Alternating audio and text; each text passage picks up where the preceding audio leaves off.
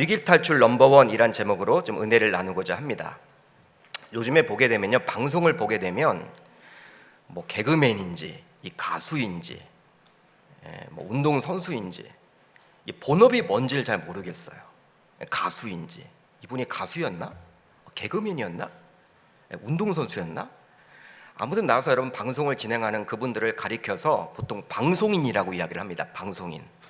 이 방송인들이 방송을 하는 도중에 이렇게 방송국을 가리켜서 어떻게 이야기를 하냐면 K본부, S본부, M본부라고 이야기를 해요. 여러분 들어보셨죠? 그렇게 보통 이야기를 해요.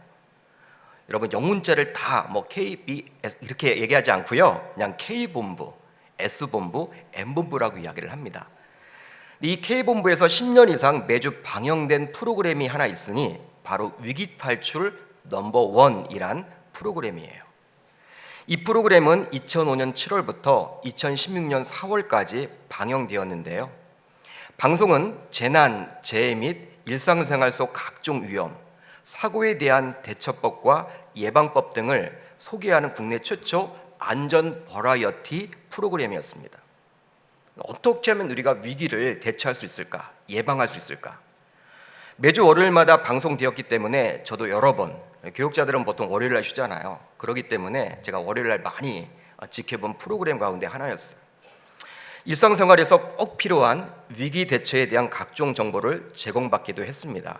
예를 하나 들어보면요, 우리 사람들은 보통 이 타이어 공기압에 대해서 별로 신경을 쓰지 않아요. 타이어 공기압. 차를 타고는 다니지만 이 공기압이 얼마나 중요한지 잘 모릅니다. 잘 몰라요. 펑크나 날 때야 여러분 이렇게 타이어 점검을 해보지 별로 여러분 타이어 보지도 않아요. 그런데 이 방송에서는 실험을 통해서 특별히 여름철, 무더운 여름철 타이어 공기압이 낮은 상태에서 고속주행을 계속했을 때 타이어가 터질 수 있는 그 실험을 통해서 많은 시청자들에게 경각심을 불러일으켰습니다. 실질적으로 실험을 했어요. 막 고속주행 같이 여러분 동일한 환경을 만들어서 이렇게 타이어이 낮은 상태에서 막 타이어를 돌렸어요. 그럴 때 펑 터지는 거 있죠. 그걸 보는 순간 야, 정말 공기압이 정말 중요하구나. 뭐 그런 후기가 많이 올라왔다 그래요. 그 방송을 보고 난 다음에 바로 여러분 카센터로 달려가서 자신의 공기압을 점검해 봤다라는 그러한 후기를 이렇게 많이 글에 남기기도 했다고 합니다. 그만큼 여러분 이 프로그램이 실제 생활에 참 도움을 주었던 프로그램인데요. 그런데 실제 우리의 삶에서는 타이어 공기압과 같이 사전에 예방할 수 없는 위기가 몰아닥치기도 합니다. 타이어 공기압 같은 경우에는요, 우리가 공기압을 여러분 적정 순간 넣으면요 터질 염려가 없죠. 인생에 여러분 찾아오는 위기는요 그렇지 않다라는 거예요. 예방할 수 없는 위기가 굉장히 많아요. 갑자기 찾아오는 위기가 있다라는 것이죠. 그러기에 우리들은 위기를 피하려고 하기보다는 그 위기를 만났을 때 어떻게 극복하면 좋을지에 대해서 생각해 봐야만 합니다. 특별히 예수 그리스도를 구원자로 믿는 신자라면요, 불신자와는 뭔가 달라야 하겠죠. 여러분 예수를 믿고 또 예수를 위해서 온전히 헌신하는 삶을 살더라도 위기는 닥칠 수 있습니다. 위기는 닥칠 수가 있어요. 어떤 분들은 그래요. 내가 예수님을 이렇게 잘 믿고 있는데, 이렇게 교회에서 헌신하고 있는데, 교회를 섬기고 있는데 왜 나에게 갑자기 이런 위기가 왔느냐. 목회자를 만나면요 막 따지려고 그래요. 그런 분들이 있어요, 여러분들. 그러나 실제 삶을 보게 되면요, 예수님 믿어도 또 신앙생활을 제대로 하려고 몸부림을 쳐도 위기가 닥칩니까 안 닥칩니까? 닥친다라는 것이죠. 여러분 이것을 인정하지 못하게 되면 다음과 같은 생각을 하게 돼요. 왜 나에게 이런 위기가 찾아오게 되었을까? 왜 나는 이런 위기를 만나게 되었을까? 여러분 이런 생각을 하다 보면요, 우리 믿음조차 놓치기 쉬워요. 또 하나님을 원망하게 되고 하나님 계시지 않아 그렇게 말하기도 쉽다라는 사실이죠. 따라서 우리 신자들은 삶에서 일어나는 각종 위기를 넉넉하게 극복해낼 수 있는 위기 탈출 넘버원이 모두 되셔야 할 줄 믿습니다. 여러분 위기 탈출 넘버원이 모두 다 되셔야 하는 거예요. 오늘은 바울이 만났던 그 위기를 어떻게 이겨냈는지 살펴보므로 우리들도 바울과 같이 극복할 방안을 살펴보고자 합니다. 오늘 말씀을 보게 되면요, 유라굴로라는 광풍이 나옵니다. 유라굴로. 이 광풍은 지중해에서 갑자기 일어나는 바람을 뜻한다 그래요. 바울이 지금 이제 배를 타고 로마로 가게 되는데 그때 만났던 광풍이 바로 유라굴로였는데 지중해 연안에서 일어나는 광풍을 보통 유라굴로라라고 불렀다고 합니다. 종종 중미에서 일어나 미국의 남부 지방에 큰 피해를 주게 되는 허리케인과도 같은 바람이라고 보셔도 좋죠. 허리케인 아마 들어보셨을 거예요. 회오리와 같은 그 바람이 한번 불면요, 모든 것들이 여러분 쑥대밭이 되잖아요.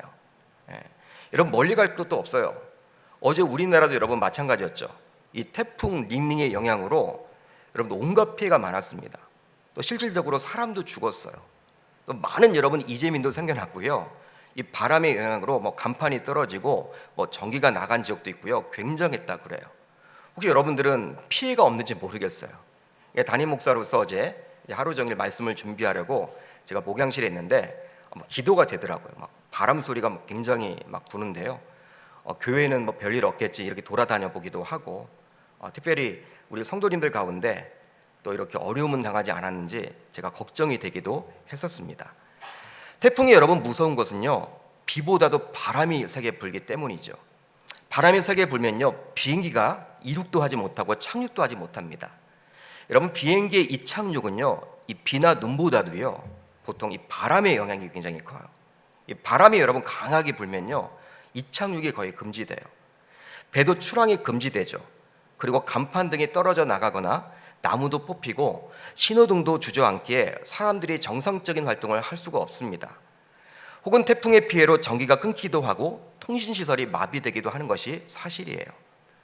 여러분 요즘 과학은 발달해서 이 태풍의 경로를 우리가 미리 살펴볼 수도 있고 태풍의 여러분 속도를 미리 우리가 짐작을 해서 어느 정도의 태풍이 올 것이다, 굉장히 여러분 정확하게 예측이 가능해요. 그럼에도 불구하고 피해는 생기게 되어 있죠. 그러나 지금으로부터 약 2000년 전입니다. 바울이 지금 배를 타고 있는데 2000년 전이었어요. 그렇기 때문에 갑작스럽게 만난 유라굴로라는 광풍은 지금 우리가 겪게 되는 태풍과는요 비교할 수 없을 정도로 큰 두려움을 안겨주었을 거예요. 여러분 지금 태풍은요 예측이 가능하고 피할 수가 있잖아요. 여러분 지난주부터 이 재난 문자를 여러분 몇 번 받아보셨어요? 요즘에 여러분 굉장히 여러분 많이 오잖아요. 우리 제가 광명에 살다 보니까 서울에서도 한번 오고요, 경기도에서도 한번 오고요, 광명시에서도 한번 오고요. 어떨 때는 여러분 이게 막 집에 있다 보면요, 핸드폰이 몇 대 되니까 이거 계속 울어요, 여러분. 여러분 이 시간 여러분 핸드폰 울면 안 됩니다. 예배 시간 여러분 막 그렇게 할 때도 있어요. 그만큼 여러분 이런 재난 문자를 통해서 우리는 예측이 가능하잖아요. 2000년 전에 통신 시설이 있습니까? 전기가 있습니까? 예방이 어디 있습니까? 기상이 어디 있습니까? 갑자기 여러분 배를 타고 가다가 유라굴로를 만났으니 지금 우리가 생각하는 그러한 관점으로 보시면 안 된다는 사실이죠. 지금으로부터 약 2000년 전 바울이 타고 갔던 배는요 나무로 만든 배였어요. 나무로 만들었습니다. 사람이 노를 젓는다고는 하지만 엔진이 없기 때문에 바람이 부는 방향으로 배가 나아가게끔 되어 있죠. 즉 항해에 있어서 바람의 영향이 굉장히 중요한 시절이었습니다. 그러기에 가고 싶은 곳, 즉 목적지가 있더라도 365일, 1년 365일 배를 타고 항해할 수가 없었어요. 왜냐하면 여러분 바람이 부는 그때만 여러분 갈 수가 있는 거예요. 그때만 갈 수가 있는 거예요. 지금은 여러분 엔진이 있어서 1년 365일 출항을 할 수가 있죠. 태풍만 오지 않으면요 언제든지 출항이 가능하잖아요. 근데 당시에는 그렇지 못했다라는 것이죠. 바람이 여러분 부는 방향으로 가기 때문에 내가 가고 싶은 목적지로 가려면요 그쪽으로 바람이 불 때만 갈 수 있었다라는 사실입니다. 지금도 인천공항에서 비행기로 유럽을 다녀오게 될 때 갈 때와 올 때와의 차이가 있습니다. 여러분 비행기를 타고 가더라도요 이 인천공항에서 유럽을 여러분 갈 때는요 예를 들어서 11시간 갔다 그러면요 유럽에서 이제 인천공항으로 올 때는 10시간이면 와요. 왜냐하면 편서풍의 영향 때문에. 여러분 비행기도 그렇게 편서풍의 영향을 받아요. 훨씬 여러분 연료도 절약된다고 합니다. 지금의 비행에도 바람이 이렇게 영향을 끼칠 정도이니 이 바람의 영향은 지금으로부터 약 2000년 전 항해를 할 때는 굉장히 중요했습니다.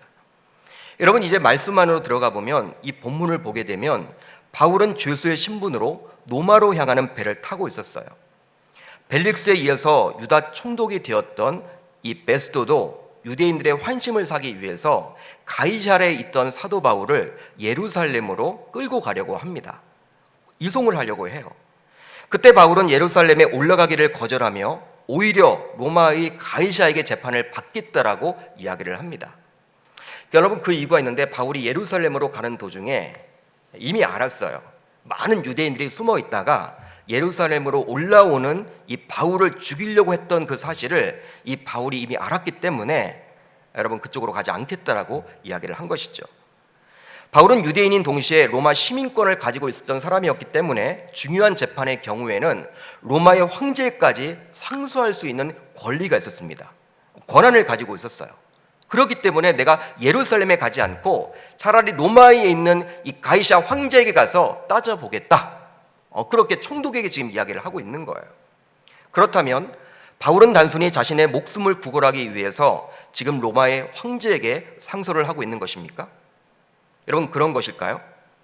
유대인들에게 잡혀서 죽을까봐 자신의 알량한 목숨을 살리기 위해서 지금 로마의 황제에게 가겠다라고 이야기를 하고 있는 것일까요? 그렇지 않죠. 바울은 단순히 자기의 목숨을 구걸하기 위해서가 아니라 로마에서도 복음을 증거하길 바라는 주님의 명령과 복음 전파에 대한 자신의 간절한 소망이 있었기 때문입니다. 즉 주님의 명령과 자신의 간절한 마음이 일치한 것이죠. 즉 주님의 명령과 자신의 간절한 마음이 일치했는데 그 당시 수도인 로마의 복음화가 바로 주님의 마음이었고요.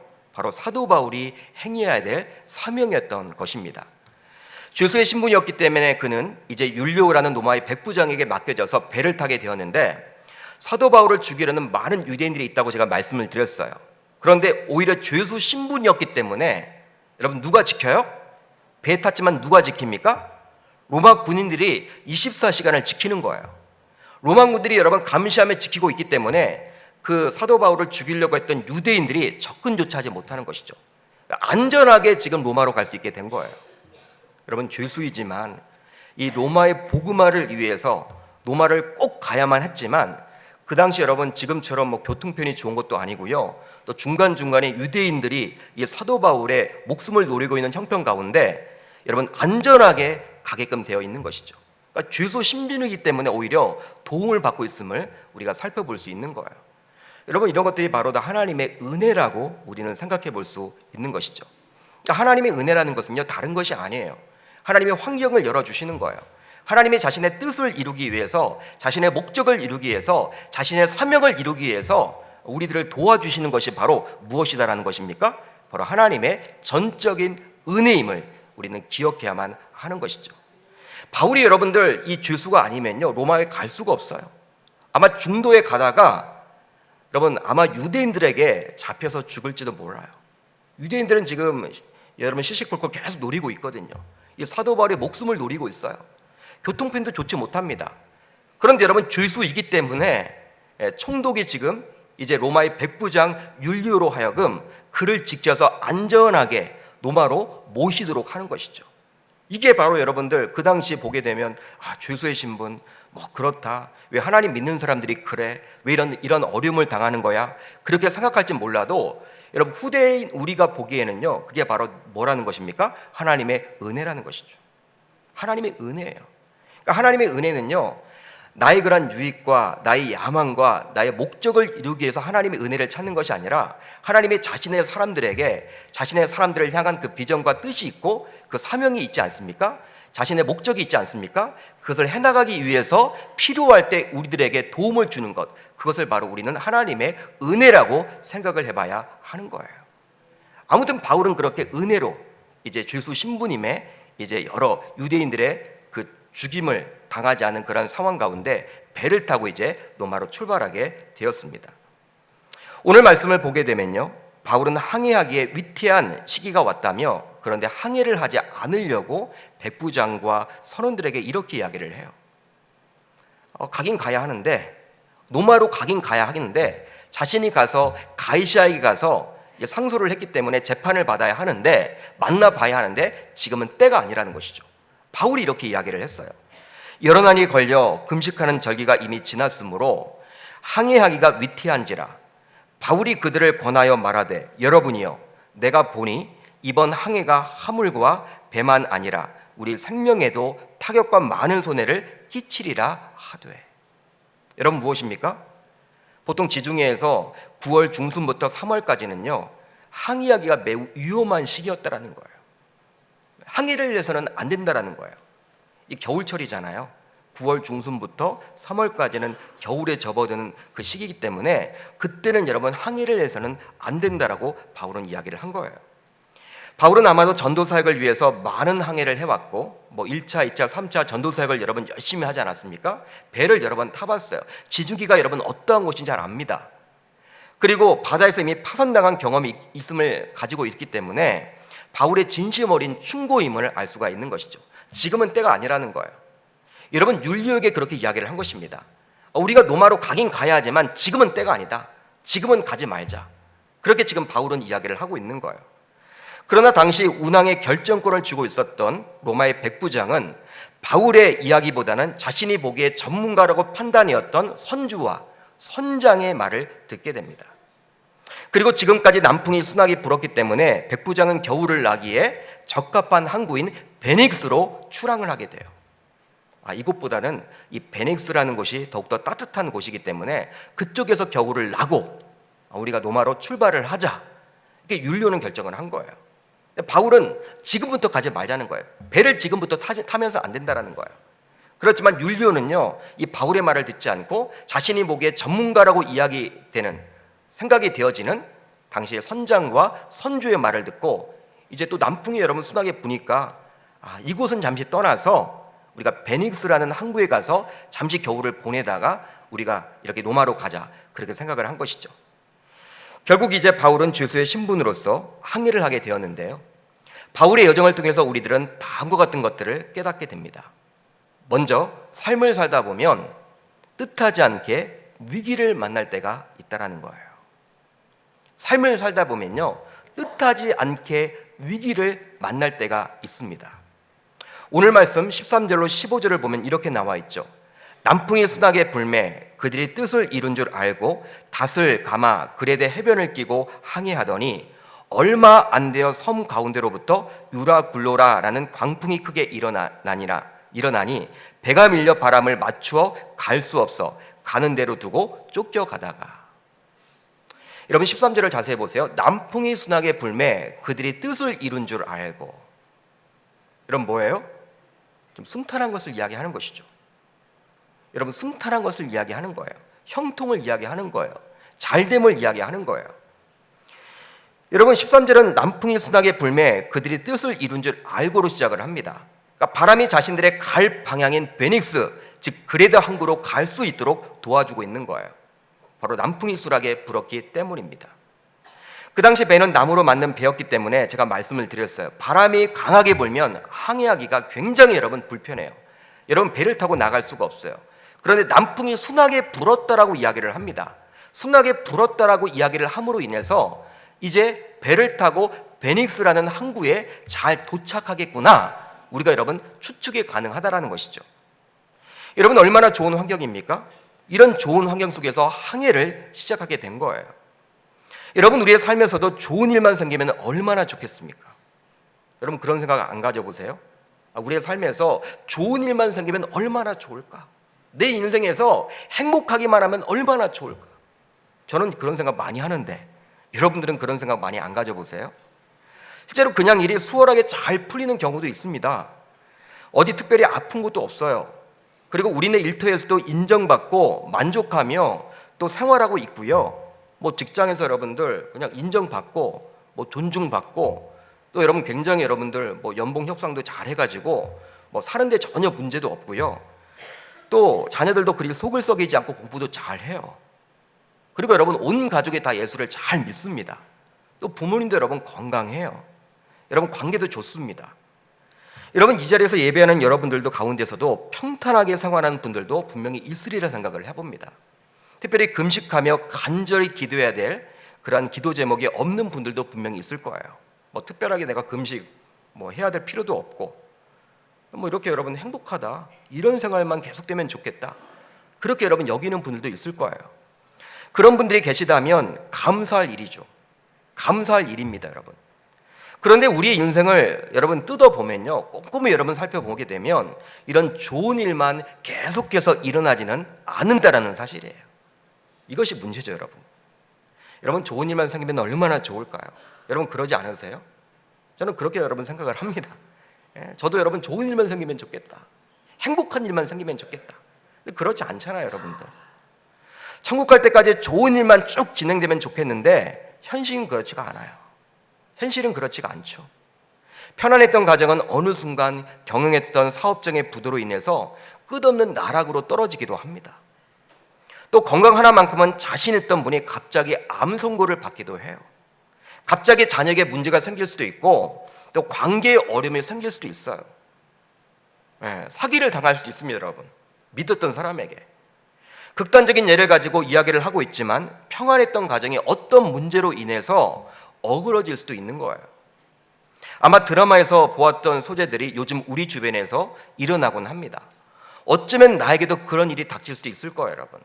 뭐 드라마 따로 나의 인생 따로가 아니라 여러분 드라마라는 것이 대부분 여러분 이렇게 뭐 사람들이 드라마 작가들이 어떤 사람에게 일어난 그 일을 좀 과장해서 여러분 드라마로 만든 거잖아요.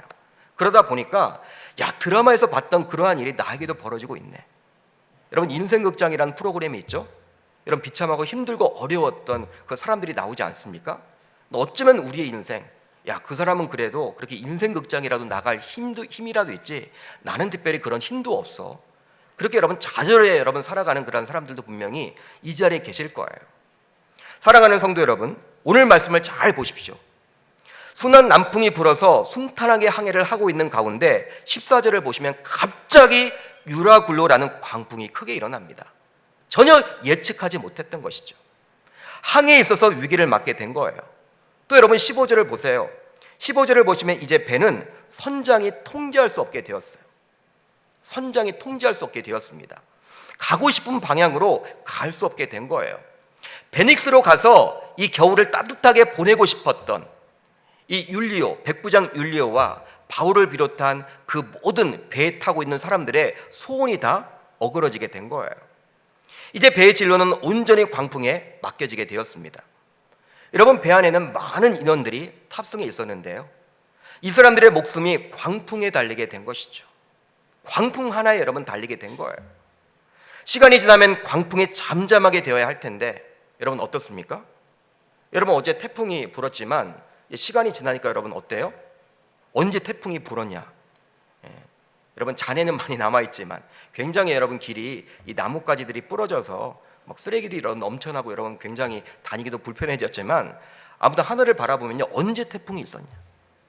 언제 태풍이 있었냐? 여러분 저희 집에서 이렇게 비행기가 김포공항 가는 비행기가 여러분 자주 이렇게 보이거든요. 한 5분에 한 대씩 여러분 다니는 것 같아. 뭐 지하철 같아 이 비행기가. 세계에서 여러분들 제주하고 이 김포공항이요, 세계 여러분 1위래요. 이 비행 노선이. 여러분 5분 10분에 한 대씩 비행기가 뜨니까 굉장한 거죠, 여러분. 세계에서 여러분 1위래요. 그렇게 제주도를 참 많이 가요. 어디를 많이 가요. 근데 우리 집에서 보면 여러분들 저녁에 보면요, 장관이에요. 이 라이트를 켜고요, 여러분 한 1km마다 여러분 비행기가 서 있어요. 하늘에서. 그게 여러분 다 보여요. 근데 여러분 어제는요, 낮에 여러분 우리 아내 말을 들어보니까 비행기 한 대가 안 보였어요. 태풍이 부니까.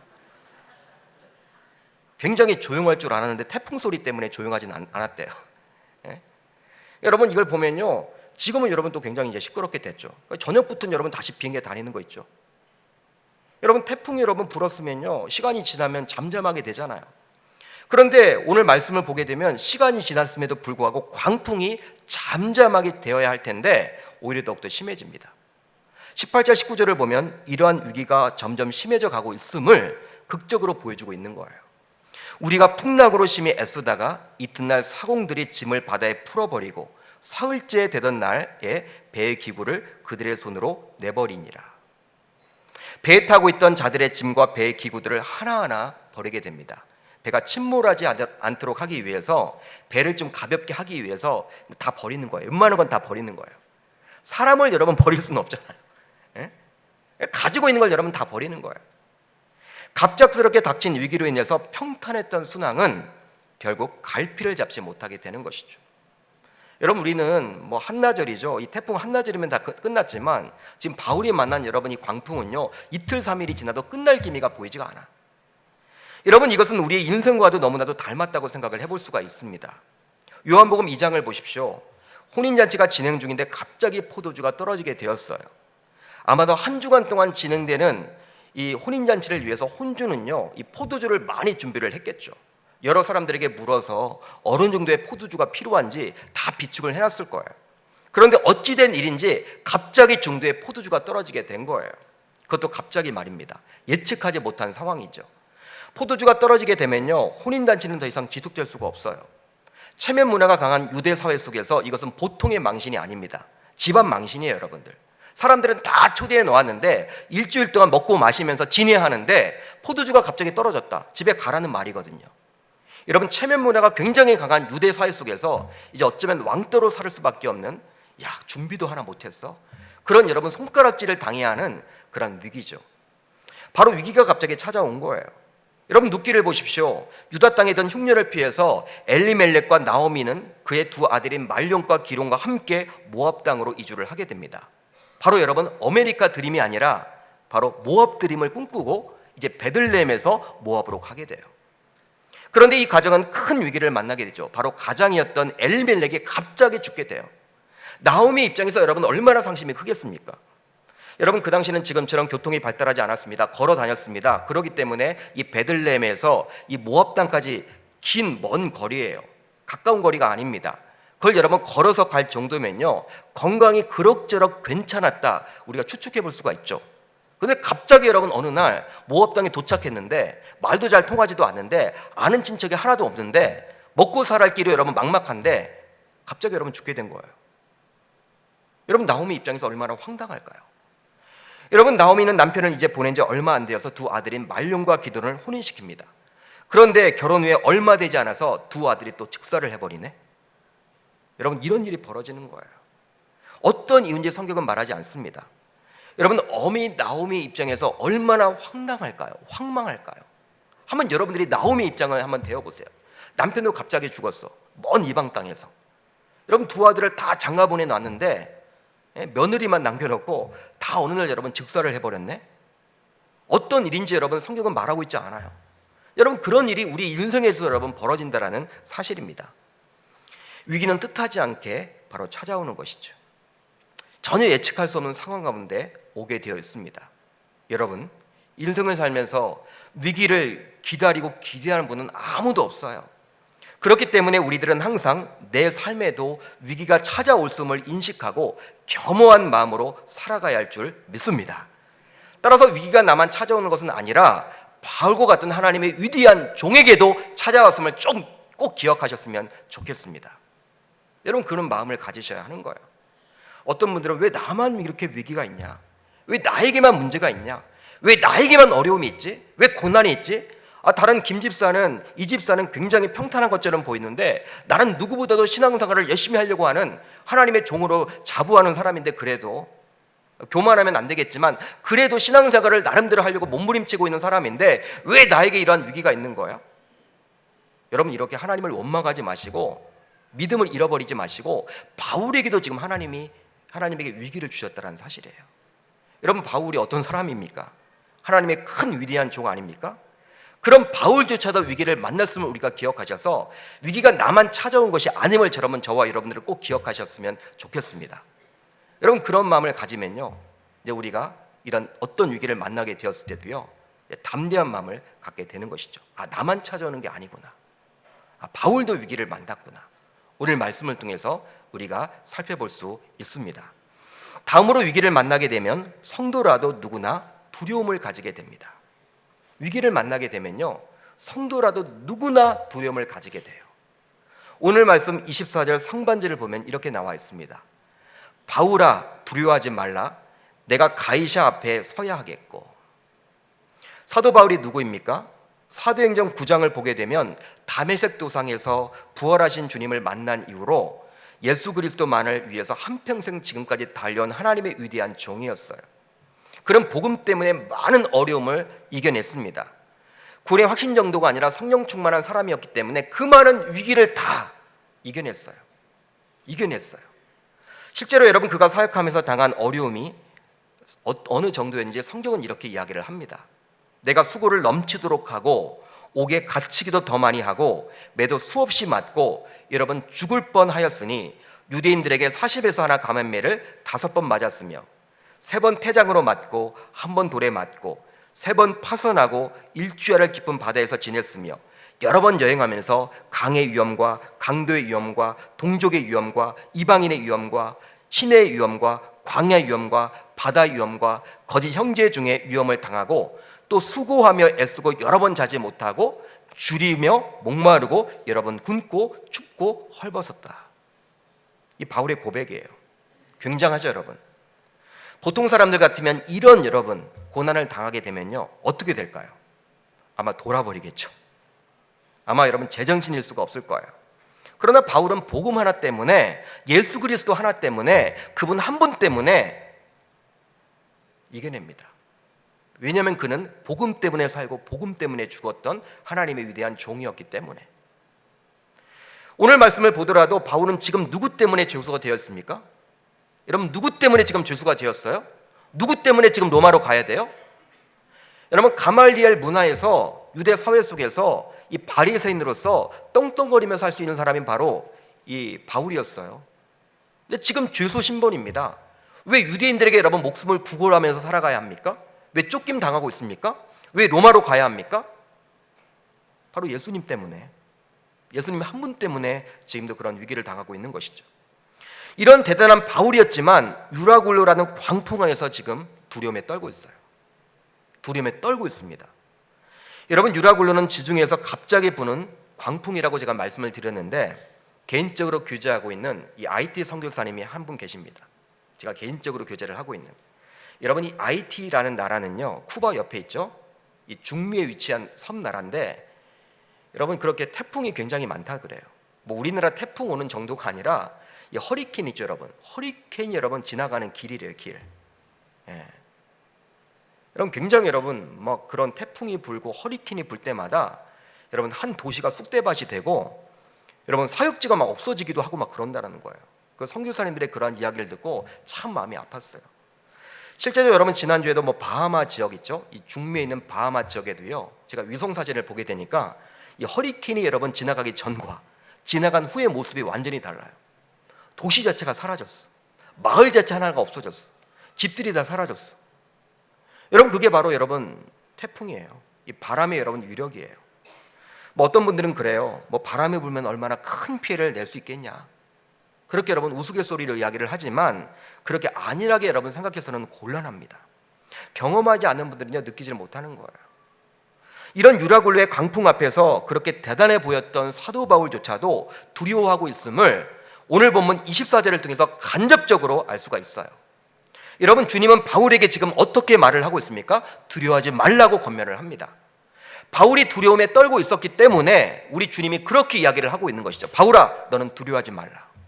바울이 지금 두려워하고 있기 때문에 우리 주님이 나타나시자 하시는 말씀이 바로 바울아 두려워하지 말라, 그 말이었던 거예요. 그렇다면 유라굴로라는 광풍으로 인해서 도대체 배의 상황은 어땠습니까? 여러분 본문 20절을 보면 알 수가 있죠. 20절을 보면 이렇게 나와 있어요. 여러 달 동안 해도 별도 보이지 아니하고 큰 풍랑이 그대로 있음에 구원의 여망마저 없어졌더라. 여러분 완전한 암흑이에요. 어제 태풍 지나갈 때 여러분 이 정도가 아니에요. 완전한 암흑이에요. 해와 별도 보이지 않는다. 암흑이에요, 암흑. 낮과 밤의 구분도 없고 큰 풍랑이 계속되고 있으며 구원의 여망마저 사라지게 된 거예요. 여러분 구원의 여망마저 사라지게 된다는 것은 무엇입니까? 살 길이 없다라는 것이죠.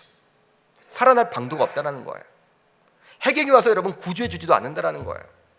무기가 나가는 것은 모두 배에 버렸기 때문에 이제 먹을 것도 없다라는 거예요. 이제 여러분 언제 죽을지 모른다라는 거예요. 이런 상황이기 때문에 아무리 사도 바울과 같이 위대한 하나님의 큰 종이라고 하더라도 그도 역시 두려움에 떨고 있었던 것입니다. 이제는 정말 끝이구나 생각한 것이죠. 사랑하는 성도 여러분, 고난이란 고난은 많이 겪었기 때문에 고난에 대한 맷집 하나는 강했던 사도 바울이지만 이 유라굴로라는 광풍 앞에서는요 그도 역시 두려워하고 있었음을 알 수가 있는 거예요. 여러분, 이걸 통해서 우리는 무엇을 알 수가 있습니까? 위기 속에서는 사람은 누구나 두려워할 수밖에 없다라는 것이죠. 항상 성령 충만하면 두려워하지 않겠지만 바울조차도 역시 사람인지라 항상 성령 충만할 수 없었기 때문에 그도 두려움이 있었다라는 사실입니다. 주변 상황을 보고 환경을 보고 여건을 보니 항상 성령 충만할 수 없었기 때문이죠. 그런데 여러분, 예수님은 어땠어요? 예수님은 어땠을까요? 동일한 형편, 동일한 상황 가운데 마가복음 4장을 보면 유라굴로와 같은 큰 풍랑, 이 광풍이 일어나게 됩니다. 그때 배 안에 있던 예수님은 다른 제자들과는 달리 주무시고 계셨어요. 제자들은 그런 예수님을 이해할 수가 없어서 이렇게 이야기를 하죠. 마가복음 4장 38절을 보면 이렇게 나와 있습니다. 예수께서는 고물에서 베개를 베고 주무시더니 제자들이 깨우며 이르되 선생님이여 우리가 죽게 된 것을 돌보지 아니하시나이까 하니. 랍비요, 선생님이요, 우리들이 다 죽게 되었는데 지금 주무실 때가 아닙니다. 빨리 어떤 이런 상황 수습을 하셔야죠. 지금 배가 지금 뒤집히게 되어 있는데, 여러분, 제자들이 이렇게 예수님께 따지고 드는 거예요. 예수님은 아무리 큰 위기가 오더라도 두려워하지 않지만 예수님의 제자들뿐만 아니라 사도 바울조차도 두려움에 떨고 있음을 알 수가 있는 것이죠. 혹시 여러분들 가운데서도 신앙생활을 나름대로 잘한다고 하면서도 어떤 위기 속에서 두려움에 떨어본 적이 있으십니까? 여러분, 어떤 위기를 만났을 때 두려워해 본 적이 있어요? 밤잠을 이루지 못한 적이 있으십니까? 고민해 본 적이 있으십니까? 두려움에 떨면서도 왜 나는 신자이면서도 그럴까? 왜 나는 직분자이면서도 그럴까? 나는 이렇게 예수 믿는 지 5년 10년이 되었음에도 불구하고 왜 변화가 없는 것일까? 이렇게 여러분 고민하고 있지는 않으세요? 여러분, 신자라고 할지라도 두려움에 떨 수밖에 없음을 오늘 본문에 나오는 바울의 경우를 통해서 살펴볼 수가 있습니다. 왜냐하면 우리는 모두 예수 그리스도가 아니기 때문이죠. 그러니까 저와 여러분들은 예수님을 닮으려고 몸부림을 치는 하나님의 자녀들이지만 예수님 자체는 아니에요. 바울도 마찬가지고 베드로를 비롯한 주의 제자들도 마찬가지였습니다. 그렇기 때문에 그들은 위기를 만났을 때 두려워했지만 예수님은 달랐죠. 신이었기 때문에, 그분은 하나님이었기 때문에 두려움이 없었던 거예요. 아무리 믿음 좋은 신자라도 위기를 만나게 되면 항상 성령 충만할 수는 없기 때문에 두려움에 떨 수도 있음을 오늘 본문을 통해서 우리는 깨닫게 됩니다. 그러게 저와 여러분들 모두 어떤 위기를 만나게 되면 바울처럼 두려움에 떨 수 있음을 꼭 기억하셔서 주님을 향한 믿음 자체가 흔들리지 않을 수 있기를 주님의 이름으로 축복합니다. 마지막으로 하나님의 말씀을 통해 자신에게 주어진 사명을 재발견하게 됨으로 위기를 극복할 수가 있습니다. 자신에게 주어진 사명을 재발견하게 됨으로 하나님의 말씀을 통해 위기를 극복할 수가 있다는 것이죠. 오늘 말씀 24절 하반절부터 25절을 보면 이렇게 나와 있어요. 내가 가이사 앞에 서야 하겠고 또 하나님께서 너와 함께 항해하는 자를 다 내게 주셨다 하였으니 그러므로 여러분들이 안심하라. 나는 내게 말씀하신 그대로 되리라고 하나님을 믿노라. 아멘. 바울은 주님께서 자신에게 로마로 가라고 하신 말씀을 기억해냅니다. 그것은 바로 자신의 사명이었던 것이죠.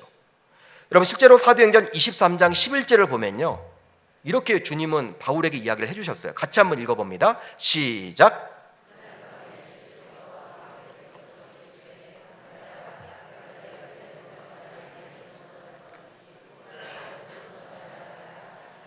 여러분, 우린 지금 사도행전 27장을 살펴보고 있는데 이미 23장에서 사도 바울은 하나님으로부터 이런 사명을 받은 거예요. 로마에서도 증언하여야 하리라. 로마까지 가야만 하는 거예요. 사도행전 23장을 보면 로마로 가야만 하는 이유를 주님께서는 이미 바울에게 말씀을 하셨는데 유라굴로라는 큰 광풍의 위기 속에서 바울조차도 이것을 잠시 잊었어요. 잠시 잊었다가 다시금 주님의 말씀을 통해서 깨닫게 된 것이죠. 지금 자신은 배를 타고 로마로 가고 있는 목적은 여행이 아닙니다. 비즈니스가 아닙니다. 출장이 아니에요. 자신의 어떤 유익 때문에 가는 것이 결코 아닙니다. 바로 무엇 때문에 가는 것입니까? 하나님께서 자신에게 맡겨주신 그 사명을 이루고자 가는 거예요. 사랑하는 성도 여러분, 사명을 다시금 발견하게 되면요, 어떤 위기 속에서도 담대하게 됩니다. 왜냐하면 사명이 완수될 때까지는 죽지 않아요. 죽지 않아요. 여러분, 암에 걸려도 죽지 않습니다. 사명이 끝나면 죽습니다. 하나님은 자신의 자녀들에게 다 사명을 주셨어요. 어떤 사고가 나더라도요, 그 맡겨주신 사명이 아직 끝나지 않으면요, 죽지 않은 거예요. 바울은 이걸 안 것이죠. 하나님이 나에게 노마로 가서 증언하라고 했기 때문에 내가 지금 풍랑이 일어도 아직 노마로 가보지도 않았는데 나는 결코 죽지 않는다. 아, 그렇구나. 그때 깨닫게 된 것이죠. 여러분, 오늘 본문을 보십시오. 광풍이 사라진 것은 아닙니다. 계속되고 있습니다. 그러나 바울은 더 이상 두려워하지 않아요. 25절을 보면 오히려 자신만 두려워하지 않는 것이 아니라 주변 사람들에게도 안심하라고 말을 해주고 있어요. 같은 상황이 계속되고 있음에도 불구하고 바울에게 어떤 일이 일어난 것입니까, 여러분? 바로 23절을 보면 알 수가 있죠. 내가 속한 바 곧 내가 섬기는 하나님의 사자가 어젯밤에 내 곁에 서서 말하되, 우리 주님께서 친히 다가와 주셔서 말씀해 주셨습니다. 그 말씀이 사도 바울에게 이전에 말씀하셨던 사명을 다시금 불러일으켜 주신 거예요. 따라서 위기의 순간에 가장 먼저 해야 할 일은 하나님의 말씀을 통해서 자신의 사명을 재발견하는 거예요. 여러분, 사명을 다시 재발견하게 되면요, 두려움은 어느 순간 사라지게 됨을 믿으시기를 바랍니다.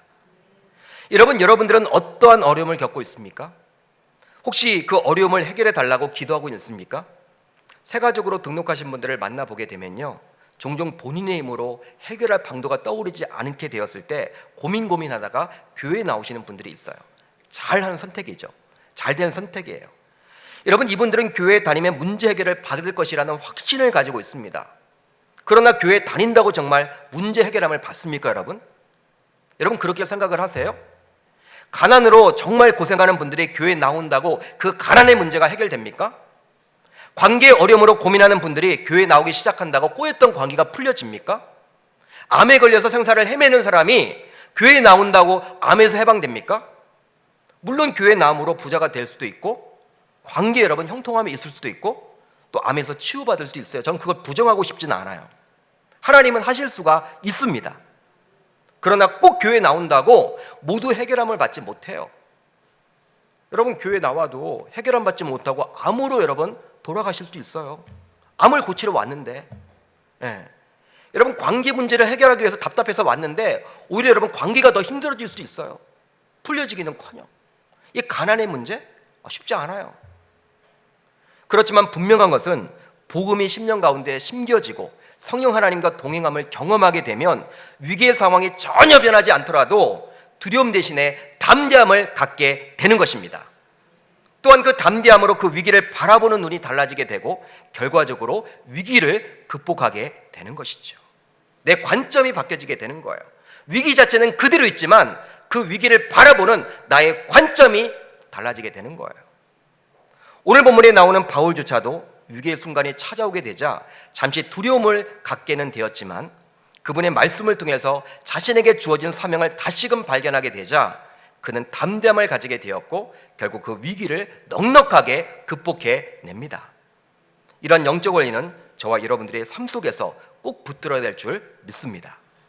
여러분, 신자와 불신자의 차이는 바로 무엇일까요? 바로 위기를 대하는 자세입니다. 위기를 대하는 자세예요. 위기를 대하는 자세를 보면요, 이분이 신자인지 불신자인지 금방 표가 나요. 신자라고 해서 위기가 오지 않은 것은 결코 아닙니다. 신자가 되기만 하면 위기가 찾아오지 않는다면 어느 누가 예수님 믿지 않겠습니까? 여러분, 그러지 않겠어요? 여러분, 교회 다니면 다 여러분 복 받는다. 이 땅에서 여러분 잘 된다. 자녀들이 여러분 스카이에 다 들어간다. 다 올 거예요, 여러분들 아마. 종교를 바꾸더라도 여러분 다 교회 다닐 거예요. 그러나 신자이지만 불신자와 마찬가지로 위기는 동일하게 찾아옵니다. 아니, 신자라는 것 때문에 불신자라면 당하지 않을 위기까지도 만나게 되는 것이 현실이죠. 특별히 불신 집안 출신이었지만 현재 본인 혹은 가족만 신앙생활을 하고 있는 분들은 다가올 추석 명절에 차례를 지내는 문제 등으로 위기를 만날 수도 있을 거예요. 불신자라면 전혀 고민하지 않아도 될 문제를 놓고 여러분 이제는 신자에게 절대로 양보할 수도 없고 고민이 되는 것도 엄연한 사실일 거예요. 그러나 신자는 그 위기가 함몰되지 않고 그 위기를 극복할 힘을 갖게 되는 것이죠. 그러게 그 위기 속에서 두려운 마음이 생길 때마다 가장 먼저 해야 할 일은 바로 하나님의 말씀을 가까이 하는 거예요. 하나님의 말씀을 가까이 하는 거예요. 그것만 놓치지 않는다면 우리는 어떠한 위기 상황 속에서도 위기 탈출 넘버원이 될 수 있는 것이죠. 여러분, 신자로서 삶의 위기를 만났을 때 위기 탈출 넘버원의 비법은 바로 하나님의 말씀 안에서만 가능함을 여러분 믿으시기를 바랍니다. 그러게 저와 여러분들은 아무리 바쁜 상황이라도 하나님의 말씀을 놓쳐서는 안 되는 거예요. 여러분, 하나님 말씀 놓치는 것은요, 진짜 위기 안에 여러분 들어가는 거예요. 진짜 위기를 만나는 거예요. 어떤 위기를 만나게 되더라도 이 하나님의 말씀만을 붙들고 있다면, 그 끈을 여러분 놓치지 않는다면요, 살아날 방도가 있는 거예요. 여러분, 호랑이 굴에 들어가도 정신만 바짝 차리면 된다, 살아남을 수 있다, 그런 말이 있듯이 어떤 위기를 만나게 되더라도 정신을 바짝 차리는 게 바로 하나님 말씀 붙드는 거예요. 사탄은 여러분 그걸 못하게 하죠. 자꾸 여러분 바쁜 그러한 생활을 돌리게 하죠. 그렇지만 그걸 놓쳐서는 안 되는 거예요. 이제 어떤 상황 속에서도 하나님의 말씀을 가까이 하겠다라고 다짐하고 결단하는 저와 여러분들 모두 되시기를 주의 이름으로 축복합니다. 그러게 다음 주부터 개강하는 하반기 양육학교에도 많이들 등록하셔서 하나님의 말씀을 가까이 하려고 몸부림쳐 보시기를 바라요. 여러분, 이게 여러분 비법입니다. 말씀을 놓쳐서는 답이 없어요. 위기 속에 함몰됩니다. 어떤 위기를 만나더라도 하나님 놓치시지만 않는다면, 그분의 끝만 붙든다면 여러분 살아날 방도가 있다는 사실을 여러분 꼭 기억하셔서 우리 사랑하는 계명교회 성도님들 모두 다 위기 탈출 넘버원이 다 되시기를 주님의 이름으로 축복합니다.